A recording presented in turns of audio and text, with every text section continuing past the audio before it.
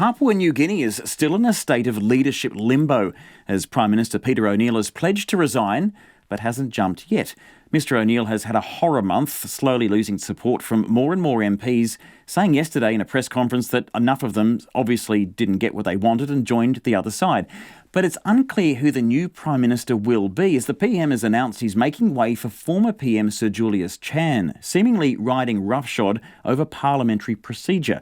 I caught up with RNZ Pacific's Johnny Blades, who says the opposition parties could force a vote in the Parliament for a new PM as early as Wednesday, in which case Peter O'Neill might have to make a hasty exit from PNG. The opposition MPs are sort of warning that Peter O'Neill is playing some sort of game here. They don't truly believe that he's resigning until he actually goes to the Governor-General and tenders his resignation formally. That's because they have all sorts of bruised experiences with him down the 7.5 years he's been in power. But he did create some confusion yesterday with that announcement, because he said he was passing on the Prime Minister's role to Sir Julius Chan, who's a former two-time Prime Minister of PNG. Now, he can't actually do that by law. He has to resign, and then a vote for a new Prime Minister would be held on the floor of Parliament. So his opponents are sort of warning he has to, honour his word first. Yeah, I mean, it sounds a bit bizarre that the opposition is saying that, well, we're a government in waiting, we've got the numbers. I mean, if you put it in our context, if Winston Peters and New Zealand First decide to suddenly side with National, it doesn't wash if Jacinda Ardern says, oh, well, I'm going to hand over to Kelvin Davis. That's right. I mean, Peter O'Neill, he's been under huge pressure in the last month and a half, with a series of defections of his close allies. Many of them have left to join the opposition, which has been trying to get a motion of no confidence going against O'Neill, which would result in a vote of no confidence against him. And they've been bolstered by these numbers in a big way. But O'Neill has sort of put a cat amongst the pigeons here by just sort of saying Sir Julius will be, the face of new leadership. And, Sir Julius is 79 years old and he comes with a lot of baggage.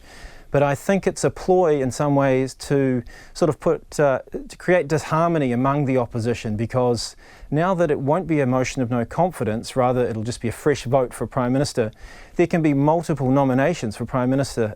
So the various blocs in the opposition, who have their own dynamics, might put up more than one nominee. Do you know what I mean? So it sort of blurs the field a bit. OK, you're keeping pretty close to proceedings there. Have you got any inside knowledge on a pick as who could be the Prime Minister by the end of the week? Well, the opposition say that there will be an exhaustive secret ballot within their camp at the Laguna Hotel in Port Moresby, where they've sort of been in lockdown lobbying to create an alternative government. And there's Karenga Kwa, who was a former Attorney General earlier on in the O'Neill government. He is viewed as very competent and clean, which is a crucial thing, because corruption is one of the big problems in PNG, which has created a lot of the sort of dissatisfaction around Peter O'Neill. So there's Karenga Kwa. There's also this man, William Duma, a Highlands big man, although he's actually quite small, but he's one of these guys who amasses a lot of wealth and power, and he has brought his block of about 11 MPs over from the government just on Friday to join the opposition. And I think it was that move which really precipitated O'Neill's announcement that he could resign. There's also perhaps Sir Makeri Marauta, another former Prime Minister of PNG. He's an arch rival of O'Neill's, and he could be seen as like a sort of safe pair of hands for an interim period. He's been a big critic of O'Neill's government. I just wanted to finish by asking you, what does this mean now for Peter O'Neill if he does, in fact, finish as Prime Minister? He faced a number of really serious corruption allegations and even a court case, I think, at one stage during his tenure. Does this mean he's more susceptible to, I guess, a groundswelling of people that want to hold him to account once he's lost the power that he does wield as Prime Minister?